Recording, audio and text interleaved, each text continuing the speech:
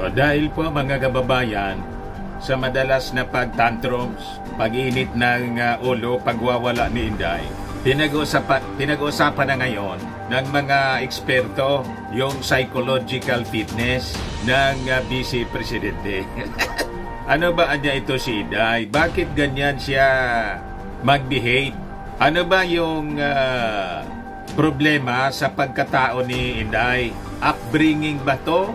O baka may tama? Yan na yun po ang pinag-uusapan. Ano tingin po ninyo mga...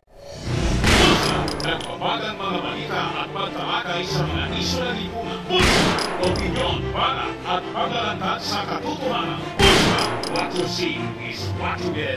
You decide. Kababayan, may tama po o hindi lang napalaki? Sabi nga natin, hindi napalaki ng tama ng magulang. Kasi yung magulang po, hindi man tama, may tama din. Kaya nga, paano mo mapapalaki ng tama ang iyong anak kung yung magulang po, maraming mali din sa kanyang pag-uugali, sa kanyang pagkatao? Baka mana. Mana, mga kababayan, kasi may kasabihan nga tayo, kung ano yung puno, ay siya yung bunga.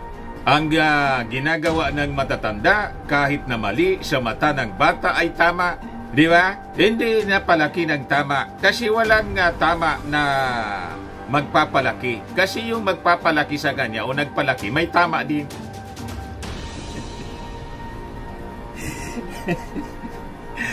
Ito ngayon mga kababayan ng pinag-uusapan sa social media. Ganyan naman niya Mr. Maravillas, talagang unfit na humawak ng posisyon sa gobyerno. Dapat anya siguro Mr. Maravillas, ikasa na yung impeachment. Hintayin natin mga kababayan kung ano yung mangyayari sa mga susunod na araw. Meantime, ibigay ko muna sa inyo yung mga kwentuhan, mga usap-usapan sa social media ngayon. Ito siya. Sabi sa pinablis kahapon ng Philippines Defense Forces Forum, a military clinical psychologist suggests that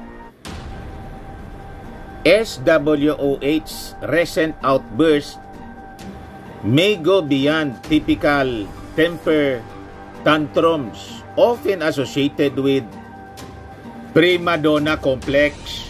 Ibig sabihin ng prima donna, yung temperamental person, mainitin yung ulo. Ano niya yun, Mr. Maravillas, na SWOH? Hindi ko rin maintindihan, mga kababayan, kanina nang binabasa ko to. Na-research ko kung ano yung ibig sabihin. Bakit ganon yung tawag kay Inday? Ang ibig sabihin pala noon, yan po, tinatawag sa kanya ngayon, SWOS or HWOH. Ang ibig sabihin niyan, mga kababayan, Sarah without honesty. Yan pala yung bansag sa kanya ngayon. Ngayon ko lang na-discover. Kasi po, si Inday nagsabi na ang honesty is not the best policy. Di ba sinabi niya na hindi sinusukat sa honesty? Ang mga politiko daw, hindi man dapat sukatan yung pagiging honest. Kaya yung tawag sa kanya, Sarah without honesty. So, you see, yun pala yun. So sabi dyan po, the psychologist observed symptoms that could indicate underlying personality disorders, particularly narcissistic personality disorder, intermittent explosive disorder, madali mag-init ang ulo, tapos antisocial personality disorder, or a combination of these conditions. Ano niya, Mr. Maravillas, ang ibig sabihin ng narcissistic disorder, personality disorder? Yung ano po, yung personality ng isang tao na yung dinidisplay niya na may self-entitlement siya, na dapat special ang pagtrato sa kanya. Entitled nga, self-centered, pabida, at huwag kang harang-harang sa kanya. Pag ganyan ang natura ng isang tao. Sabi dito, what is a narcissism in a person? Narcissistic personality disorder daw is a mental health condition in which people have an unreasonably high sense of their own importance. Kaya yung full story ng balitang yan, click subscribe muna dito sa ating YouTube channel and hit the notification bell para lagi po kayong updated sa mga kaganapan dito sa ating bansa. Like and share na rin po ninyo ang ating video at huwag na rin po ninyo na skip yung ating mga commercial ads para tuloy-tuloy lang ang pag-unlad ng Bagong Pilipinas. Sa mga nagana po ng malinis and spacious fitness gym, pumunta lang po kayo sa aming Colossal Fitness Gym. We also offer Grab Car Rental with our brand new 2023 model ng Toyota Innova. We also accept booking for those who are planning to travel via PAL, Cebu Pacific, and other airline companies, local and international, and bills payment for Meralco Bills, Aleco Bills, PLDT, etc. Ang Colossal Fitness Gym is located at 3rd floor Security Bank Building, Lanco Business Park, Legazpi City, Albay. For inquiries, look for Gilon Maravillas, contact number 0966-802-0949. Yan po yung aming Innova. Lagi na pong matao sa amin.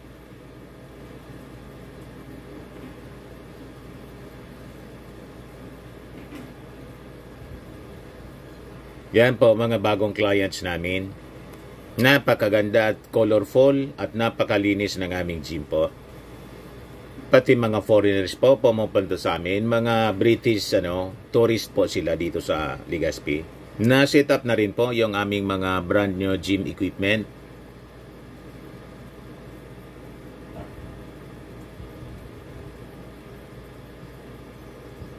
May treadmill na rin po kami. Ito naman po yung bago naming product na binibenta online.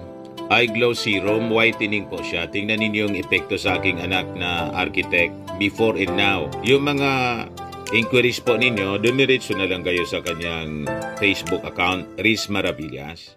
Ito naman po, Firmax Firming and Lifting Cream. Pinapahid po sa mga pulses in affected area. Mainam po sa paninigas ng mga kasukasuan. Ito naman po, Automax Radiant Serum. Sa mukha naman yung application. Anti-aging po siya. You will look 10 years younger than your age. Sa mga cancer patients naman po, baka lang gusto ninyo itong itry. Naing siya red mixed fruit drink. Hindi mo po siya gamot, food supplement siya. Kaya lang, gawa siya mga kababayan sa goji berry. Yung goji berry, may anti-cancer properties. O ngayon, yung mga inquiries ninyo, dumiretso na lang kayo sa aming messenger sa Facebook para masagot namin agad. Ayos pa? Ayos na ayosan niya, Mr. Maravilla. Nakita ninyo, nang ginisa siya ng Congress, uminit yung ulo. Walang Rolls-Royce niya dito. Ganon si Inday. Gusto nang diktahan mga kababayan yun, yung chairman ng committee, si Kimbo. Gusto niyang palitan. Sabi ni Kimbo, wala ka na po na wala ka pong karapatan na palitan ako rito. Ayan po si Inday, mga kababayan. Request that the chairperson of the Finance Committee preside over this hearing. Madam Vice President, with due respect, you are not allowed to do that, Madam Vice President. You are not allowed to introduce any motion. You are a research person this hearing, Madam President. Vice President. Ma'am. I requested as your research person, I requested So the your chairperson request is of the denied, committee. Madam Vice President. Madam Chair, the topic and the invitation of the House of Representatives to the Office of the Vice President for this hearing is the 2025 budget proposal. There is no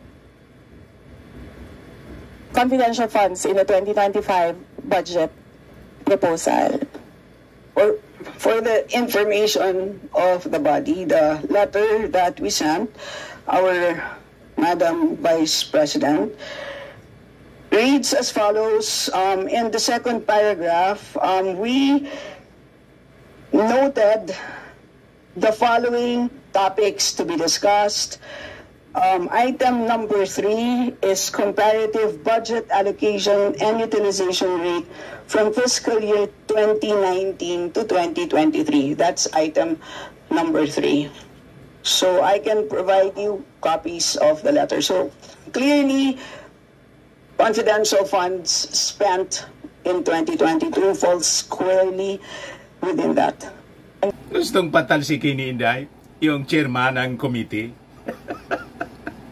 Wala kanyang karapatan na palitan. It's not within your power. Sabi ko sa inyo mga kababayan. So makikita natin mga kababayan ang manifestation ng sinasabing narcissistic personality disorder kay Inday. Yan sabi dito.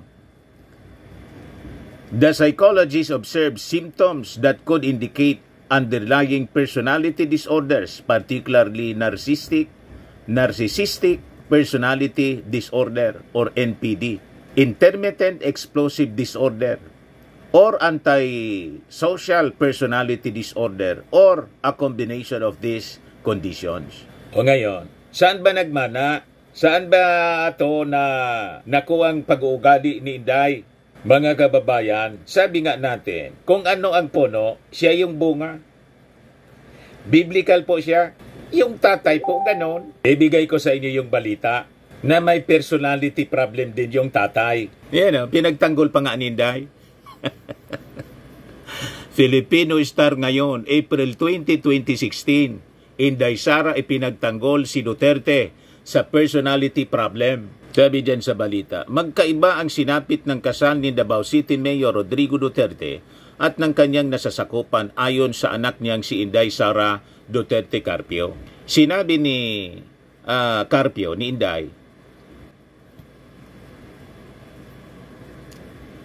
psychological incapacitated in a marriage does not reflect the character of a person outside the marriage, giit ni Inday.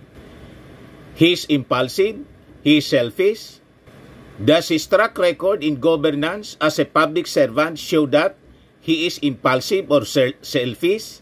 They do not. Malinaw pong impulsive si Digo. Kill. Yung pagmumura sa kanyang bibig, mga kababayan, na lumalabas, parang gripo na pag binuksan, tuloy-tuloy ang daloy. Di ba? Malinaw na malinaw. So sabi niya dito sa balita, sinabi niya ito matapos mahukay ang desisyon ng korte noong 2001 sa pag-iwalay ni Duterte at ng kanyang dating asawang si Elizabeth Zimmerman. Lumabas sa psychology assessment na naging basihan sa annulment ng mag-asawa na may ugali si Duterte na narcissistic personality disorder o masyadong nakatutok sa sarili. Yun din ang namana ni Inday, sabi ng nakitaan, sabi ng military psychologist. Pag ganyan po, delikado. May tama. Sabi ko sa inyo, tama yung mga sinasabi natin dito. Maganda na salita ng salita si Inday para nakilala natin ng maayos. Kaya tama itong sinabi po ni Akbayan Party List President Rafaela David. Sabi niya, congratulations BP Sara for finally and fully exposing yourself to the Filipino people as DNF official that you are, full of fury and noise, but devoid of substance. Puro angas pero walang talas. Tama po yung sinabi ni Emperor Napoleon Bonaparte. Never interrupt your enemy when he is committing a mistake. Kaya tuloy-tuloy lang. Hayaan natin si Inday na magsalita ng magsalita. Sabi niya, congratulations, BP Sara, for finally and fully exposing yourself to the Filipino people as an inept official that you are, full of fury and noise, but devoid of substance. Puro angas, pero walang talas, sabi ni Rafaela David, President Akbayan Party. Self-destruct? Kaya hirap na hirap yung mga mga handlers ni Inday, pati yung mga vloggers niya. Hirap na i-defend si Inday after ng budget hearing. Ngayon, balikan natin itong kwento sa Filipino Star ngayon, tungkol sa tatay. So, may narcissistic personality disorder yung tatay, namana ng anak siyempre. Nakasaad pa na hirap si Duterte na kontrolin ang kanyang emosyon. Kaya naman minsan ay wala siyang paki sa mga nasasabi o nasasaktan niya. Tumagal ng 27 taon ang kasal ni na Duterte at si Mirman na nagsimula noong 1973. Sinabi pa ni Sara na paninira lamang ng kanilang mga kalaban na hindi maaring maging Pangulo si Duterte dahil sa kanyang ugali. The family is no longer surprised. Every election period, this is one of the issues his rivals use against him, but they're already used so many other issues. Sanay na kami, sanay na si Mayor. The court may have used this as grounds for the annulment of the marriage, but the court did not say that he is unfit to become a leader. The court said, my parents are unfit to be together in a marriage, but it did not say that my father is unfit to become our leader. Ngayon, after na mag-serve si Digong, mga kababayan, as our president, alam na ninyo kung ano yung nangyari. Close to 30,000 yung namatay na iniimbestigahan nga ngayon ng Congress, yung AJK sa war on drugs. O, di ba, mga kababayan? So, patunay, unfit nga. O, ngayon, ang tanong, paulit pa tayo. Sabi ko nga sa inyo, mga kababayan, we have to learn from our mistakes. Normal sa tao yung magkamali. To err is human. Pero importante na yung mga past mistakes natin, dapat matuto tayo. Pag hindi tayo matuto, yan ang problema. Tama ba? Kasi sabi nga natin, kung hindi mo nga naayos, hindi buo yung pamilya mo, hindi mo naayos yung pamilya mo, paano mo maayos yung bansa? The family is the smallest unit in the society. Pag naayos mo yung pamilya, maayos mo yung community, maayos mo yung barangay, maayos mo yung lungsod, maayos mo yung bansa. Yun ang pattern, mga kababayan. So, kailangang maayos yung pamilya muna. Tama pa? O ngayon, idagdag ko sa inyo itong reaction in analysis dito sa Rappler. Sabi dito, Edgewise, August 27, 2024. Sara Duterte, nature or nurture? Ito yung analysis nila, mga kababayan, after na mangyari pong yung outburst, pagwawala ni Inday sa Congress. Ano niya? Nature, natura niya, o yung pagpalaki? Nurture. Ano tingin ninyo? Basahin natin kung ano sinasabi dito sa analysis ng Rappler. Baka makatulong sa ating pagdidesisyon in the future. Sabi dyan, I'm Professor Jose Cero. We'll explore case studies in behaviorism. Good morning. This is Psychology 101. I am Professor Jose Cero. For the first 2 weeks of this course, we'll explore case studies in behaviorism using the textbook Why I Am Like This by Dr. Hedley Strength. You will become familiar with cognitive behavioral, psychodynamic, and biological perspectives on how personality traits develop. Our first case is Sara Duterte. Nature or nurture? Biology or upbringing? Anong tingin ninyo? Biology na mana sa tatay? Like father, like daughter? O yung pagpalaki? Yung tatay pa rin at nanay. Ano tingin ninyo po? Scientific po ito. Psychologist. Para maintindihan natin kung bakit ganyan ang pag-ugali po ni Inday. At siya ba ay nababagay na maging susunod na Pangulo tulad ng gusto mangyari ng mga taga-nausog ng kanyang tatay na Ganon din ang pag-ugali. Sabi dito mga kababayan, authentic ones. And why is she like that? Is it genetic or the result of conditioning? Nature or nurture or breeding? Masama yung breeding ba? O dahil sa environment, impluensya, yung pagpalaki? Masama niya yung breeding talaga, Mr. Maravillas. Sabi dyan, psychologists say having a seriously flawed moral compass could be the result of both. But in BP Sara's case, I think it's mainly from her upbringing. Madaling sabi, hindi na palaki ng tama. Growing up in the entitled confines of unquestioned political power and privilege, conditioned to be assertive and independent, but for the wrong reasons. Instead of becoming a feminist warrior princess, she's a warlord princess. Yan ang gustong i-portray mga kababayan ng kanyang mga supporters. So sabi diyan, so your categorical behavioristic conclusion niya is that she is a textbook case of sociopathy. Ang ibig sabihin mga kababayan ng sociopathy, ni-research ko dito, isa siyang antisocial personality disorder daw. Sometimes called sociopathy, is a mental health condition. May problema.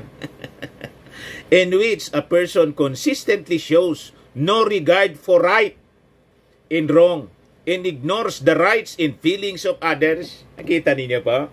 Wala siyang paki doon sa hearing.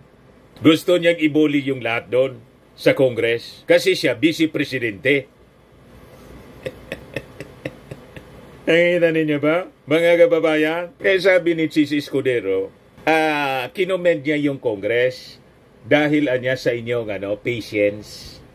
Sabi nga natin dito sa Bicol po, may kasabihan na ang pinagpapasensyahan yung buang. Yung tao daw na hindi nasa tamang pag-iisip, anong kaanya? Bua?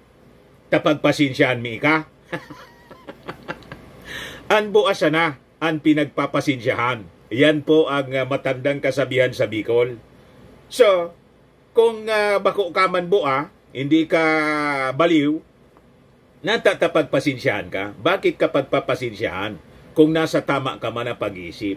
Yung hindi sa tamang pag-iisip, yun ang dapat pinagpapasensyahan. Pero sabi ni Senate President Chis Escudero, kinokomedya yung Congress dahil sa kanilang patience. Malinaw ang konklusyon mga kababayan ni Chis Escudero. So sabi rito, as a result of being raised by a father who is definitely a sociopath, actually, sir, sociopathy and psychopathy can overlap.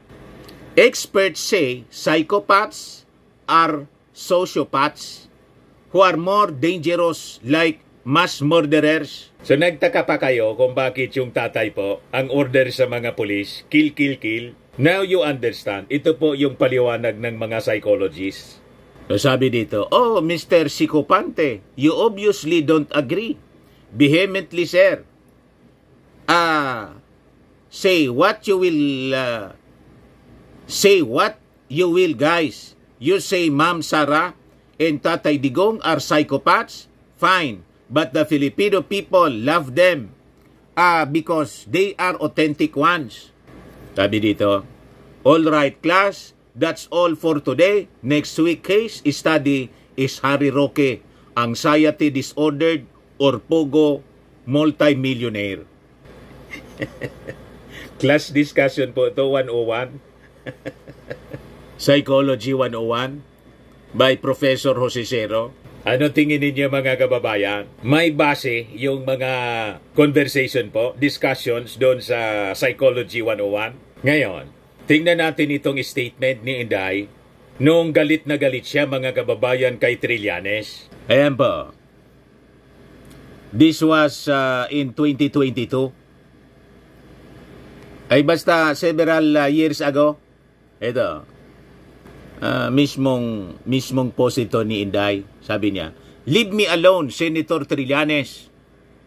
The last time a person irked me, I made sure to make it difficult for him to bring me down, and Speaker Boy Nograles lost that election and was a billion pesos poorer. Like Speaker Alvarez, my advice to you is not to think of me. Speak of my name, not even a whisper of Inday Sara from your ugly lips. Leave me in peace in Davao City, or else you and your friends will spend more than a billion in 2022 presidential elections just to make me insignificant. Let me repeat, do not bother me, and my slot will be available for a yellow senator for the 2019 elections. President Duterte imagines you will be shot. On the other hand, I will make sure that you are alive and in pain. I have been described as heartless by my mother. Please do not anger me so that you may remain relevant for the future generation. And you should listen to my mother." Published by GMA News. Tingin ninyo mga kababayan, qualified maging Pangulo? At tama po yung sinasabi ng mga psychologists.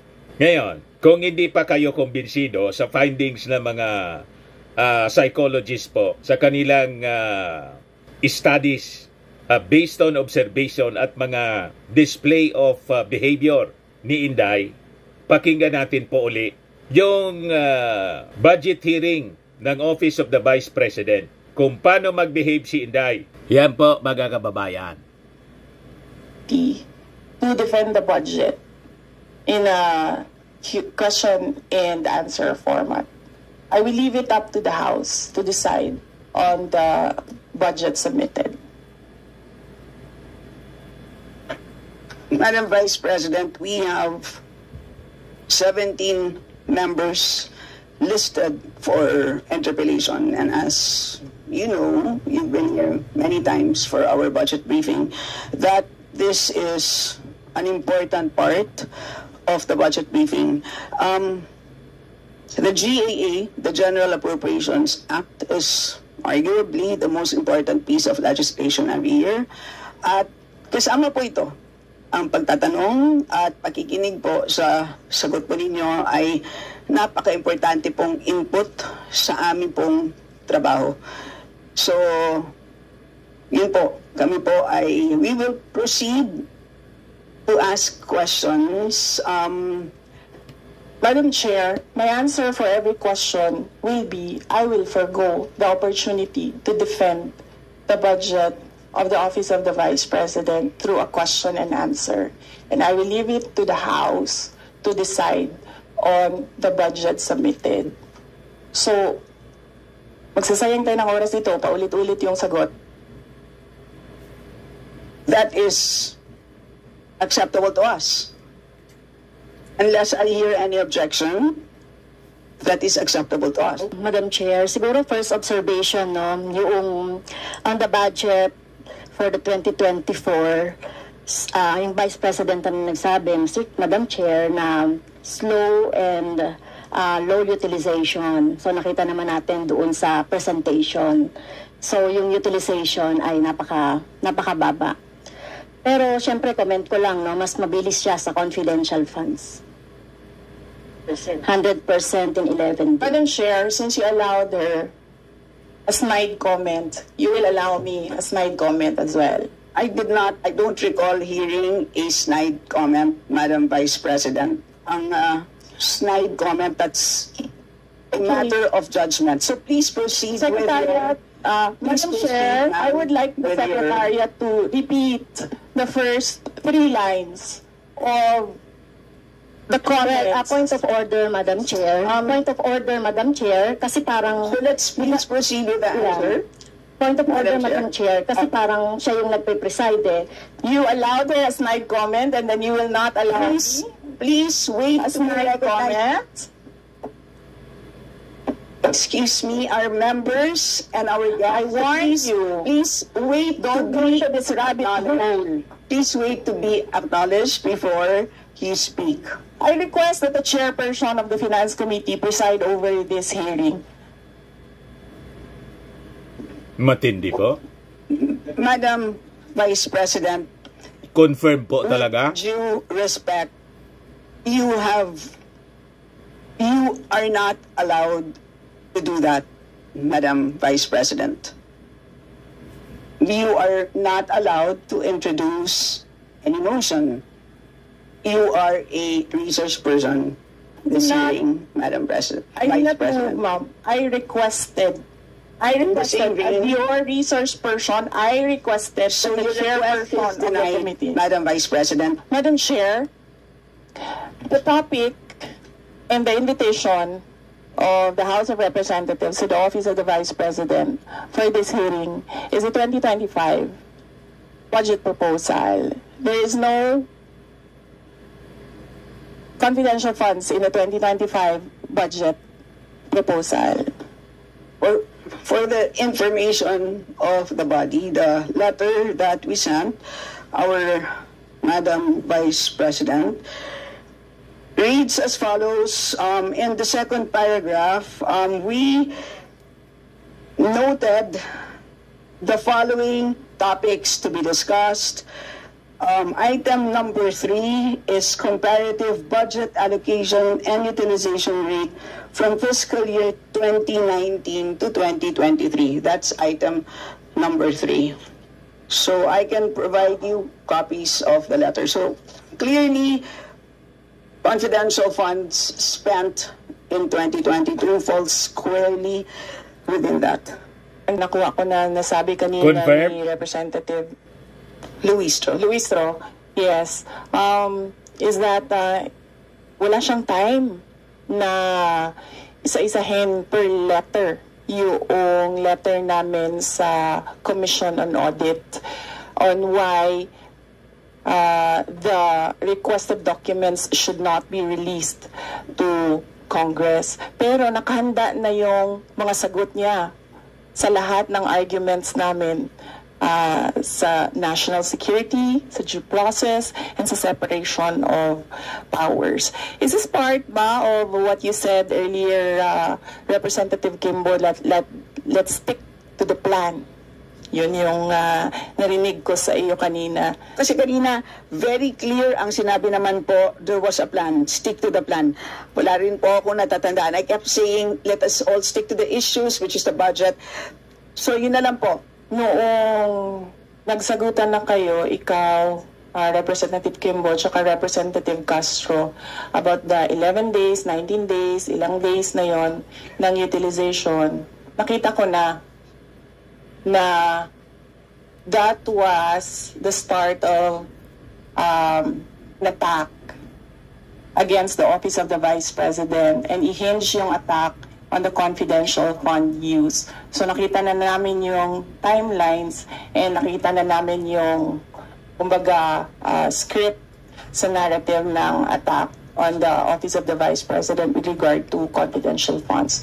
So to show goodwill to the people and para mapabigyan ng muka na sinabi namin na hindi namin napapadali ang trabaho namin dahil sa confidential funds, dahil natatarget namin kung saan dapat ilagay ang proyekto, pero pwede kaming magtrabaho ng walang confidential funds. That is the reason why hindi na namin ginamit ang fourth quarter na confidential funds sa Office of the Vice President to show the people, the public, that we are in good faith sa paggamit ng confidential funds.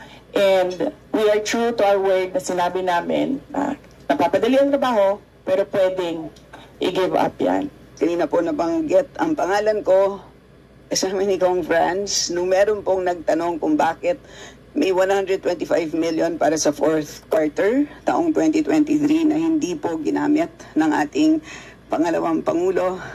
Nabanggit ang pangalan ko. I believe ang sinabi po ni Madam Vice President is that tila may lumalabas na po na pattern simula nung araw na nagsagutan po kami sa plenaryo na lumabas po na 11 days lamang ang period na kung saan ginamit po ang pondo amounting to 125 million. I just want to state for the record that it was in no way planned action on my part. That was the most difficult moment in my 5 years in Congress. Inanong ako ng isang tanong, I just had to say the truth. Nakabase sa liquidation report at kitang-kita nyo naman doon po sa nakakita na po ng notice of disallowance na ginamit po siya from December 21 to 31 at pagbilangin po natin ang mga araw na yan mula 21 hanggang 31 ay indeed 11 days. So yun lang po, I just want to state that on record that on my part, simula nung moment na yon ay naging napakahirap ng buhay ko. No rational human being would ever want to plan her life that way. So there's absolutely no way that can be planned on my part, just for the record. Ang gustong mangyari po ni Inday, hindi banggitin yung 11 days. Dahil sabi nga noon, yung previous budget niya, ang akala nga po ni Kimbo, 19 days lang na naubos in 19 days. Mali pa nga pala siya. Kasi based on records, 11 days. Kaya na siya si Kimbo. Iyon ang kinakagalit ni Inday. Lumalabas parang sinisiraan siya ni Kimbo. Si Kimbo po was just stating facts based on records. O ngayon, mga kababayan, tingin niyo, tama yung sabi ng mga psychologists. Yan o. The psychologists observe symptoms that could indicate underlying personality disorders, particularly narcissistic personality disorders, intermittent explosive disorder, or antisocial personality disorder, or a combination of these conditions. Ano ang ibig sabihin ng antisocial personality disorder? Sometimes called sociopathy, is a mental health condition in which a person consistently shows no regard for right and wrong and ignores the rights and feelings of others. Wala siyang pakialam sa iba, basta ang gusto niya, yung kung anong gusto niya mangyari. Sabi ni Inday, walang rules dito. Ganyan po yung maging Pangulo na walang rules. Kaya tingnan ninyo po yung nangyayari doon sa Kingdom of Jesus Christ. Ayaw sumunod po sa batas. Ayaw magpasakop sa husgado. Yun ang spiritual advisor po ni Inday at sa kanidigong. Si Digong po, imbes adviser yung kanyang kaibigan na magpasakop sa batas kasi may court order, may warrant of arrest issued by the court, sinabi pa na illegal daw yung warrant of arrest. Ganon katindi po.